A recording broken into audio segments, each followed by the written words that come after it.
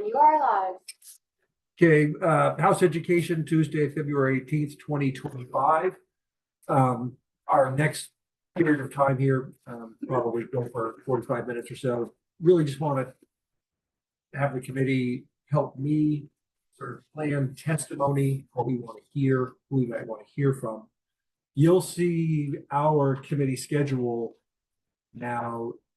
It's got a lot of open space, and I'm not saying we need to fill the open space with people talking to us, because frankly, we're probably at the buckle down and make some decision time. But what I do want to make sure is that everybody sort of is feeling like they're getting the information that they need. So you can see later this week on Thursday, we've got more discussion about scale. This is probably more in the category of class size minimums, the impact of those. So I kind of feel like maybe that will exhaust that topic for us, but do think about that. And if you think about sort of the big themes that we have in front of us, I would say class size minimums, I would say school size minimums, or however you want to phrase these things, district sizes and district lines. I was not here for Jay Badham's testimony last week. I listened to it today on the way in. Sort of had the same reaction that it appears all of you had, which was, it was like, okay, we're kind of getting a better understanding of how this needs to work. So, you know, who more or what more do we want to sort of learn about that, if we feel we need to learn and have more in on that, just in terms of like drawing district lines. Probably just need some time with legislative council to understand the impact of what it takes to dissolve what we have and create a new, and how that transition could look. If we were to just, this is strictly for the purpose of topic, not that we're going in this direction, but if we were to adopt the VSBA lines and say, we want to do this, how would that have to look? You know, especially the issue of mixed delivery, where one of those districts might have 3 different ways of delivering education, be non-operating, hybrid, and full K-12 operating. We probably need to get some clarity on that. We may need to make a decision at some point whether redrawing districts is something we can accomplish in this session, or do we sort of, how do we deal with it? It's a big, thorny, complicated thing. Other topics, school construction, and we're, you know, there's a lot of progress here. I don't want to lose our momentum on that. So we will set aside time to continue on that. And again, I'm not sure we necessarily need much more testimony. We just need to craft it. We need to figure out where it resides. Does it reside in an omnibus education bill? Does it stand on its own?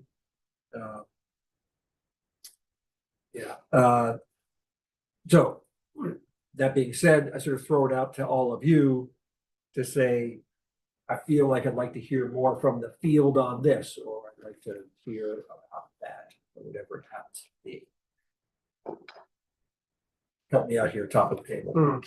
Dead air. Come on. Yes. I will say we've got 6 superintendents coming in next week.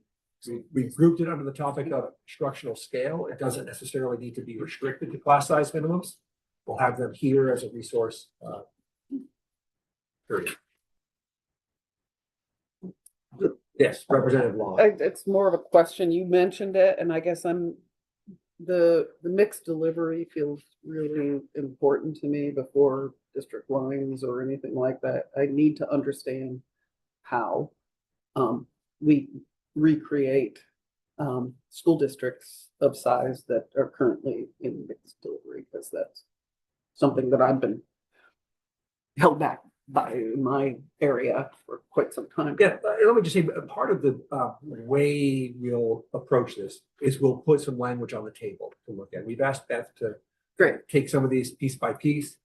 That's probably the trickiest, most controversial part of it, but we need to have the conversation. I guess I should clarify, I get. I'm just saying that it's the sequence of conversation for me that feels like that's really important. Yeah. Do we have a suggestion? No, but the sooner I know about that, the easier it is to address some of the other things. Yeah. And I guess since I have for just one more second, as we're talking about the school sizes and class sizes, it is my understanding, and this committee and the body will need to decide, but where the exceptions lie and how to put the boundaries around them. because- So, thank you. I was just having the same thought in my head, and I guess we probably would need some testimony from some parts of the state where Yeah. even class size minimums would be hard to achieve because of geographic isolation. So I might ask folks from the VSA if they might talk with folks in their area about who would be somebody good to testify. I assume from the Northeast Kingdom, perhaps down in Wyndham County, that could explain to us perhaps the challenges in some parts of the state. The only like testimony piece that I feel, I actually don't know if it would be testimony, but is the how to take the next step on math-based work. And to answer all of these questions, to instead of just sort of piecemeal and anecdotal, to doing it from a math-based approach, like where are there literally no schools? How far are some of the schools that are far away? How close are some of the schools that are actually we think far away? Using the exactly as the superintendent, as Jay laid out last week, but where do the kids live? Where are the physical buildings now?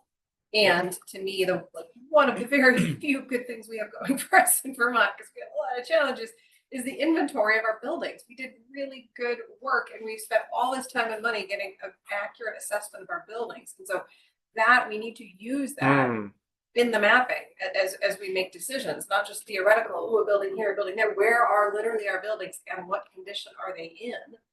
And so I'm very interested, and I know Jay offered us some follow-up about some thoughts of who it could be, but how do we move that to the next step? Do we have to put somebody on it? Is it literally our work as a committee, but that sort of map-based thinking around all of these things? I just will respond to you and say, hopefully I'll have some news for everybody about resources available to us from a mapping point of view. I would just say we're lacking one kind of key piece of information that maybe we could get. That is the capacity of each of the buildings. Right. You It's know, not in the, it's not in the FCI. Or but it doesn't that have like square footage and it does. I'm not quite sure how to translate that to capacity. Give us a rough idea. Yeah. And that's one of our challenging questions. Josh.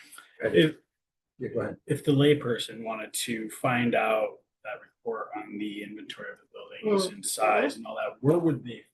It is on the Agency of Education website. So Beyond that, I can't really. not that I'm a proponent of AI in general. Playing around with some stuff over the weekend, I was struggling to find this, I was rushing. So you could give an engine this information and it'll do most of what he was giving us last week. Now it won't be as precise as some of the companies that do this for a living, but at least for a like conceptual overview of should we dive further into this rabbit hole, his data set, like it might be worth playing or like having someone actually put all the parameters in and say, do this. And it does a pretty good job. I was missing a bunch of information, but it was starting to show me that there might be a way to just start that process before we start getting a consultant to do that actual work. We have no budget for a consultant. Yeah, but you know what I'm saying? Like he's talking about this or this group that did Right. it for that, but like, Yeah. is there a way we could do it on another scale using emerging technology that's well suited to this kind of data processing to really give us another avenue that we have? Yeah, I don't know, I think we're totally stuck in a kind of the chicken and the egg scenario here of what do we need to accomplish first. And my thought process is we still really need to hone down our districts, even just the number of districts. I'm not talking district lines at this point. I'm talking about the number of districts. I don't even think, we haven't even really come up with a consensus on what we would feel comfortable with at this table. And what kind of information do we need to feel comfortable with coming up with that decision wall? I was gonna jump in and say, and people can correct me if we've already heard enough testimony in this, but yeah, I think we've heard a couple of folks talk about what the ideal district size looks like. I think we have sort of a range. So I wonder, like, for due diligence, do we need to hear, I don't know, from a couple of people? Because I think the VSA came in and gave us their opinion, which is obviously very Vermont context based, which is great. I think Superintendent Adams had a little bit of an opinion, and then Mr. Levinson had somewhat different opinions. So I don't know. All right, so, yeah, go ahead. I wonder though, if we can smush the chicken and the egg together. Confused, yeah. Because, it feels like it's not about setting it. I mean, I'm happy to talk numbers, like what ballpark are we all thinking around this table, but then it's the actuals decided by the maps, not by the, like, we sat in a room and decided 15 is the right number. Because they're probably not all gonna be the exact same size in terms of the number of kids, that's fine, we're not doing like legislative redistricting, you know. So can we, in a sort of ballpark, then actually go to the maps to figure out like where they would be, to figure out, okay, do you need 14 or do you need 18? Do you need, like, how much of the NEK needs to be together versus separate? How Chittenden County is what? Are you know, how many students? So I wonder. I would add to the sort of challenge of map drawing and line drawing, you know, do we want to maintain established boundaries that exist for SUs and SDs as we know them today? You know, people say, well, it seems like counties seem to be a reasonable way to go. Well, counties chop off school districts that historically have been part of another county. And so I tend to lean toward keeping it simple as possible and not making it as complex as possible and drawing lines in that respect. And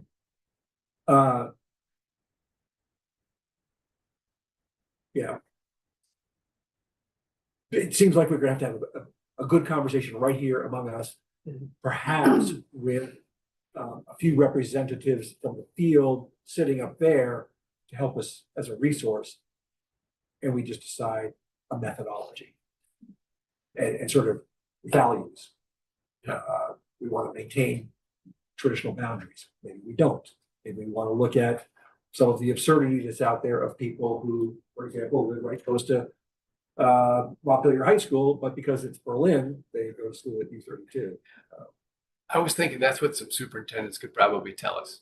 You know, they'd say, well, this boundary works for Fred over there and his supervisory union, but my supervisory union is right next to Leanne's, and yet my furthest kids are that way, and it would make much more sense to draw the district this way. Yes, and actually, I'm talking about a small individual school district.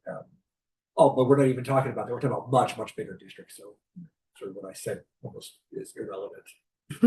Well, I'm thinking, you know, like what the superintendents were saying, you know, between 2,000 and 4,000, maybe even go as high as 5. But you know, would we land on like 20 or 22 if we did it that way? Everybody puts their number full. Yeah. Yeah. We just pick one Well, up. and I think, and Chelsea, I would invite you to chime in. When we look at district sizes, there is evidence to support, but how would you describe the studies that have sort of put numbers to districts? I suppose that would, sorry, Chelsea Myers, Executive Director of the Vermont Superintendents Association. I suppose that would be based on what your all's objective is with redistricting, because there's things about cost efficiency and quality. And I think once you look into the literature, and I will caveat that there's not a huge body of literature, that the cost efficiencies after merging very small districts tend to dissipate pretty fast. So the highest savings comes from merging districts that are like 300 and 500, like 3 of those together, or 2 1,500. But once you go past that, you don't actually get, in the literature, you don't see a whole lot of efficiency realized. And then when you get up even higher, you're talking about quality concerns as well as efficiency concerns. And just a little bit of opinion here, if you're talking about diseconomies of scale, I would maybe suggest that in our rural communities, you're going too far. So yeah, happy to send those papers to all of you as well. Do we want to work on a set of sort of district goals? Of what the, the goals of redistricting would be. Sure. Yeah. And Start off with- articulate them, like. So that is exactly what I'd like us to do. I think that would be very helpful as we're moving forward with a really challenging conversation to have all that to follow. Absolutely. Along those lines, it seems like perhaps we'd like to hear a bit more about the research from the Superintendent's Association. Or others you might point us to, or Mhm. others, right, Yeah, academics, that's or true. how others, whatever. I mean, I think about the value that we had when we had Jay here from Norwich Hanover. Yeah, go ahead. And I wonder about just his real life experience, being able to help us out as well. Yeah, did like ECS or folks like that, did they point us towards, when they came in, other states who've gone through like a similar process recently? I'm trying to remember if that was part of. I just wonder. Could I task you with reaching out to Joel Moore there and Like a, try to find out the level of research they might have on this topic?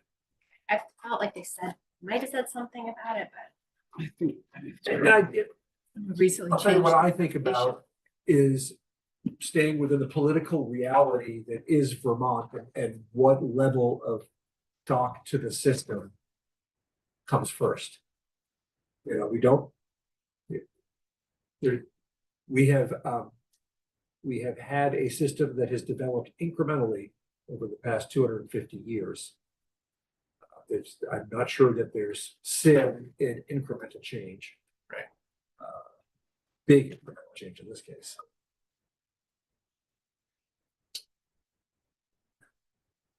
All right, so I feel like the issue of scale, especially class size minimums, we've got sort of covered with a lot more testimony. I think we'll put off some time to talk school construction to keep the momentum going on that bill. We'll just put that bill again in front of us. Like I said, it might get folded in later to something bigger. We'll try to get some more background through ECS and through the VSA on district consolidation. I think we're going to need some significant time with Ledge Council to sort of talk about the bigger issues of how do you combine, how do you deal with the issues of different delivery methods. Give me some more here, people. so. The role of the state board feels really potentially significant to me. And the role of the AOE, obviously, and the secretary. We've had plenty of testimony one way or another on those. But especially for me, the role of the state board. And of course, with that goes resourcing. Yeah, I think that probably this committee should think about whether we want to take a position on exactly that. Great.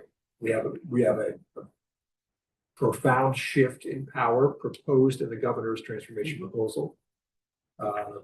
If that is something that is a non-starter here, then we need to say that, but we also need to say that, okay, what's the alternative? Beth was next. Oh, sorry. Well, and I may just need to educate myself, but articles of agreement and what that means in this whole That's process. great. Because I and- keep hearing I that live from in Korea, others so. saying, if you're gonna do this, So that's a Ledge Council question.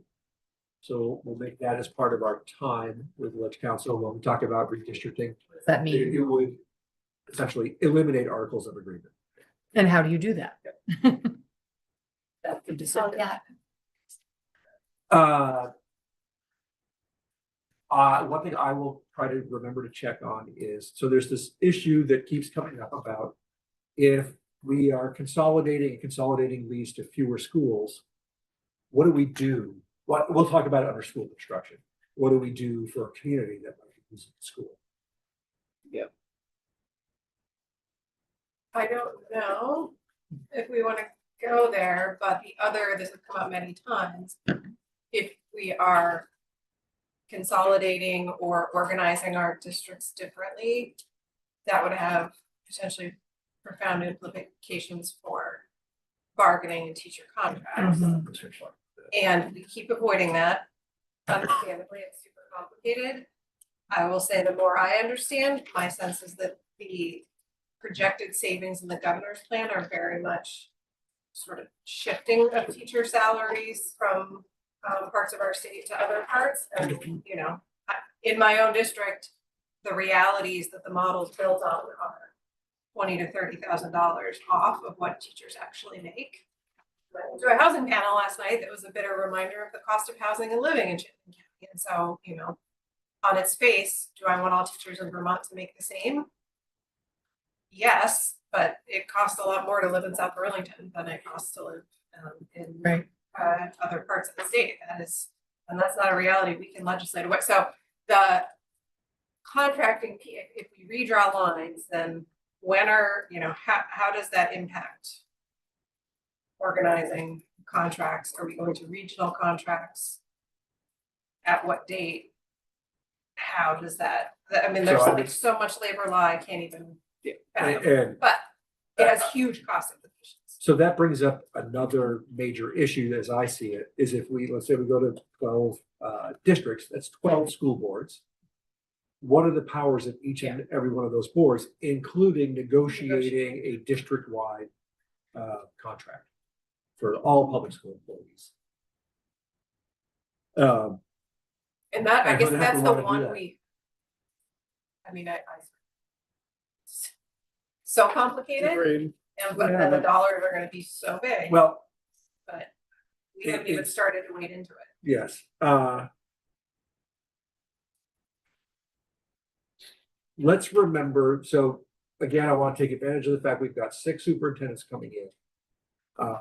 If to the extent they feel comfortable to talk about the Act 46 process and what it meant in their case, and not all of them were even superintendents at the time, but how challenging it was to bring all those collective bargaining agreements under one district. Now, many of them had done it ahead of time as a supervisory union. Many others hadn't. Many had just only done teacher contracts from a supervisory union level and hadn't done support staff. This is something that the House General is supposed to be talking about as well. And we may just say, as we did with universal school meals, you guys discuss it, but I think we're going to be the ones who are going to have to enumerate the power of every new board. Yes, go talk. Oh, I was just gonna Anybody say. jump in. Well, I mean, I think Beth pointed out that there's, you know, some of it would be just sort of what's in existing law transferred to a potentially much bigger entity. So maybe it may just be that we have to like tweak it, not that we have to totally create it from scratch. But the, Not that that makes it easier really, but. no, that's true. But the, different districts have different numbers of contracts too. Like multiple, and I don't mean district to district to district. I mean, in my one district, there's 3 separate contracts. Yeah. You know, professional staff, support staff, coaching, you know, the secondary. Yeah. So those are all things that would have to be considered.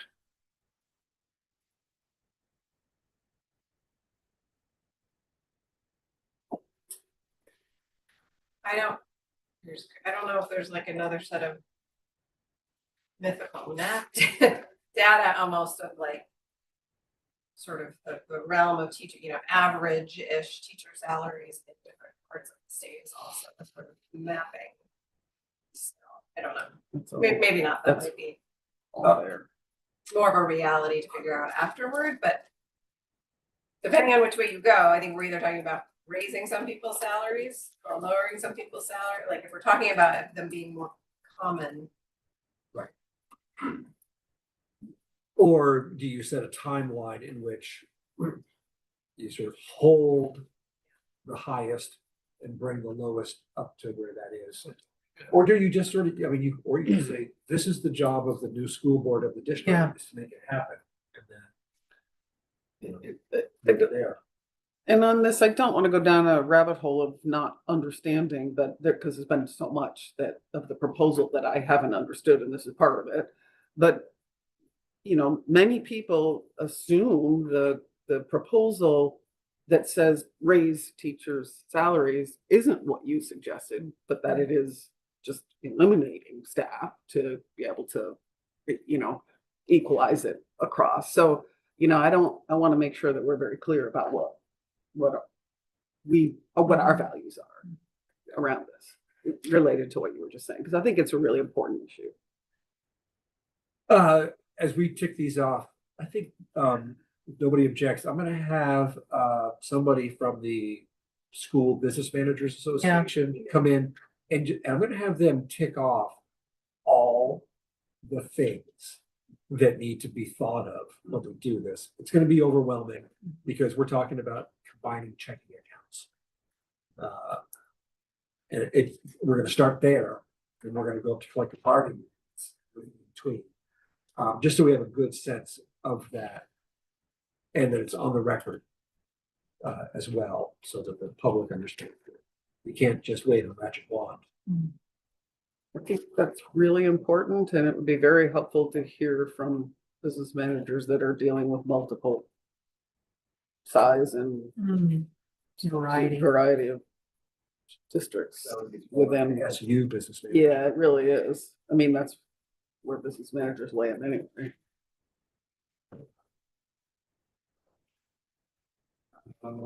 Other thoughts?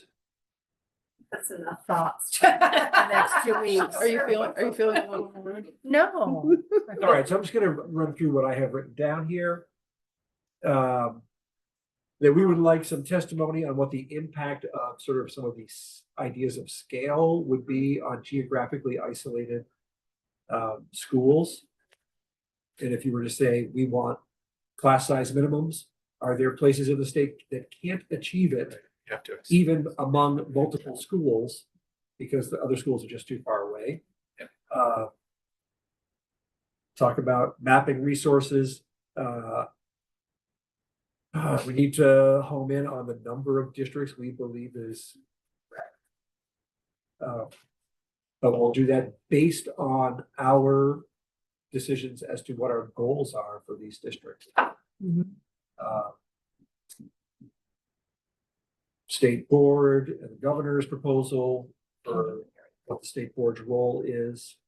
We'll have some time with legislative council to discuss a lot of things, but including sort of the process that we went through with Act 46 and the creation of articles of agreement, what they mean, can they just be eliminated? More on time on school construction. We'll have somebody from VASBO come in and just sort of tick off all the little things up to and including how do you merge collective bargaining agreements. That will be the broader topic of what powers does a new school board need to have.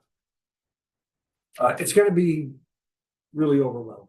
But I think it's important that we realize it, that the public realizes it. This is not easy. And we'll have to figure out the amount of decision-making we're capable of in the time that we have. Chris, anything else? All right. No, it's gonna be. That's a good list. Okay. All right, well, why don't we, we'll close there and we'll